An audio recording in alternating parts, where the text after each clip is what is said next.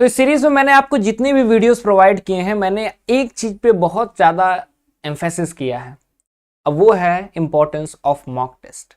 मैंने आपको कहा था कि मैं एक वीडियो लेकर के आऊंगा जहां मैं बताऊंगा कि why mock test are important, और आज मैं वही बताने जा रहा हूं कि मॉक टेस्ट से आपको फायदा क्या होने वाला है। जब हम मॉक टेस्ट के बारे में बात करते हैं तो सबसे ज्यादा डर लगता है कि यार एक बार सिलेबस कंप्लीट कर लें तो हम लोग मॉक टेस्ट देंगे, लेकिन कब सही समय होता है मॉक टेस्ट देने का, तो मैं एक चीज आपको बता देता हूं।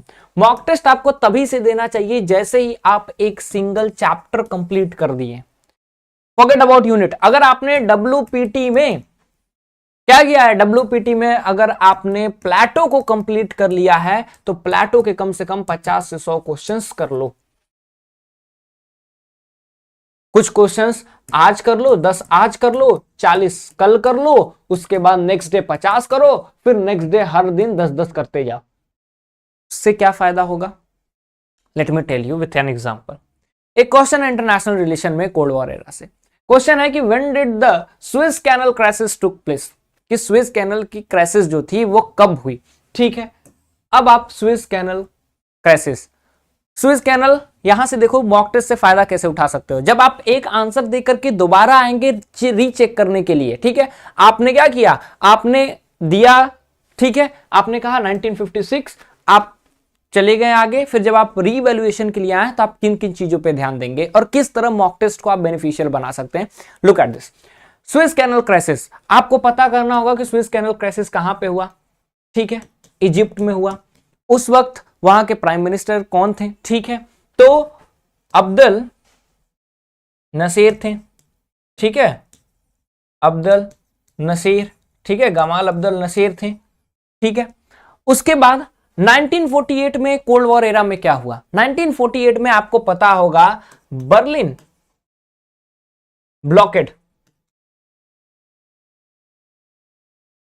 Berlin blockade. सर बर्लिन की दीवार तो 1961 में बनी, नहीं, बर्लिन ब्लॉकेड होता है। आपको पता है कि जर्मनी को 4 हिस्सों में बांट दिया जाता है। ठीक है, उस 4 हिस्सों के बाद बर्लिन जो वहां की कैपिटल रहती है उसको भी 4 हिस्सों में ये लोग बांट देते हैं। यहां पे जो आपका वेस्ट बर्लिन रहता है उसके कम्युनिकेशन सेंटर्स को, कनेक्शंस को, जो हमारा वेस्टर्न जर्मनी रहता है उससे काट दिया जाता है 1948 में। इसको सीज ऑफ बर्लिन कहते हैं या फिर बर्लिन ब्लॉकेड के नाम से भी ये जाना जाता है। तो कब होता है, 1948 में होता है। 1956 में स्विस कैनल क्राइसिस होता है, लेकिन एक और चीज होता है इसी स्विस कैनल क्राइसिस को लेकर के, क्योंकि 1955 में बैंडन कॉन्फ्रेंस हुआ रहता है, तो 1956 में इजिप्ट को लेकर के प्रोटेस्ट इंडिया पूरे वर्ल्ड भर में करता है कि जो भी ब्रिटेन ने किया है वो गलत किया है। आफ्टर दैट व्हाट हैपेंस, 1956 में ही सोवियत यूनियन क्या करता है, सोवियत यूनियन हंगेरी पे, ठीक है, हंगेरी में इंटरवेंशन करता है और कम्युनिस्ट रूल को वहां स्थापित करता है। यहां पे इंडिया क्या करता है, चुप रहता है। तो ये क्या है, इंसिडेंट है 1961। 1961 क्या है, 1961 में आपका बर्लिन वॉल, ठीक है, बर्लिन वॉल का कंस्ट्रक्शन चालू हो जाता है। इस बार बर्लिन की दीवार बनाई जाती है ताकि ईस्ट बर्लिन से वेस्ट बर्लिन इस बार कोई न जा सके। ठीक है, उसके बाद यहां पे बे ऑफ पिग्स क्राइसिस, ठीक है, बे ऑफ पिग्स का क्राइसिस। बे ऑफ पिग्स की क्राइसिस क्या है, बे ऑफ पिग्स की क्राइसिस आपको पता होगा कि अमेरिका के पास एक छोटा सा देश है क्यूबा, क्यूबा में तख्ता पलट करने की थोड़ी कोशिश करता है अमेरिका, वहां के पॉलिटिकल स्ट्रक्चर में थोड़ा क्राइसिस आता है and that is known as Bay of Pigs crisis. And उसके रिजल्ट हमें 1962 में देखने को मिलते हैं, क्यूबन मिसाइल क्राइसिस, जिसको hot point of cold war कहते हैं। अब आपने एक क्वेश्चन किया, अब एक क्वेश्चन के साथ आपने 1 2 3, उसके बाद आपने हर एक ऑप्शन से क्वेश्चन किया। In this way you need to deal with, ठीक है। इसके लिए आप क्या करें, इसके लिए आप दिन भर में अगर कम से कम एक मॉक टेस्ट दे रहे हैं तो 100% आपको एक दिन भर में मॉक टेस्ट देना चाहिए। इसका एनालिसिस कीजिए, ठीक है, एनालिसिस कीजिए and after that bring the result. और जो आप एनालिसिस करके पेपर पे रखे हैं, ठीक है, आप एनालिसिस करेंगे तो आप इन सारी चीजों को भी सर्च करेंगे। नाउ रिवाइज दैट, आप 2-3 दिनों के बाद इसको रिवाइज कीजिए। तो फायदा क्या होता है मॉक टेस्ट का, रियलिटी चेक मिलता है। पहले तो आपको पता चलेगा कि आप एनालिसिस करेंगे बाकी चीजों का, कि और ऑप्शंस का क्या क्या कहानी था, क्या इस ऑप्शन से भी क्वेश्चन आ सकते हैं। नेक्स्ट इवैल्यूएट करेंगे अपने आप को, कि मैंने 75 क्वेश्चंस दिए या फिर 100 क्वेश्चंस दिए, मेरे कितने सही हुए कितने गलत हुए। अभी भी मुझे किस एरिया में दिक्कत हो रहा है, क्या मैं कोल्ड वॉर एरा, नैम या फिर एशियान ये सब में फंस रहा हूं, या फिर रियलिज्म लिबरलिज्म में फंस रहा हूं।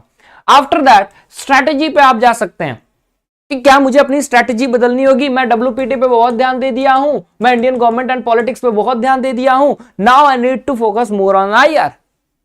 अच्छा रिजल्ट नहीं आ रहा है, नेक्स्ट आपके लिए एक मोटिवेशन का भी काम आता है। सर कम नंबर आ गया तो डीमोटिवेट हो गए, कम नंबर आएगा तो स्ट्रैटेजी बदल दोगे। This way you have to be punctual, ठीक है। So this is the importance of mock test, what I was talking about. इस तरह आप मॉक टेस्ट का इंपॉर्टेंस को जान सकते हैं, ठीक है। Will meet in next video जहां पे मैं आपको स्ट्रैटेजी पर्टिकुलर सब्जेक्ट को लेकर के बात करूंगा, ठीक है।